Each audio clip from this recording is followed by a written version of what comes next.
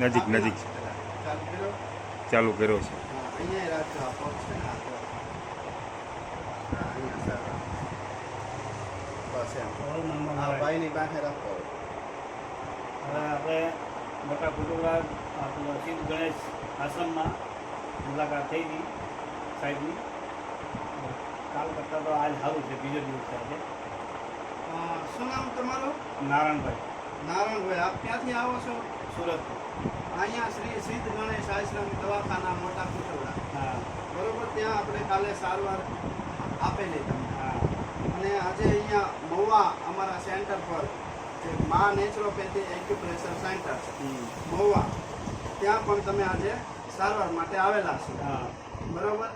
તો આજે બીજો દિવસ છે. આ તમને કેટલા સમયથી તકલીફ હતી? 8 મહિના. 8 મહિનાથી તકલીફ હતી.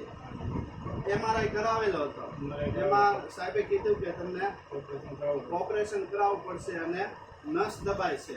તો અત્યારે તમને કેટલું સારું છે જરા જણાવો. અત્યારે મને તો સારું છે કે બધું જામ હતું એ બધું આવું થયું. હળવું થઈ ગયું, હાલવામાં દુખાવો થતો હાલવામાં. એ બધો ઓછો થઈ ગયો છે.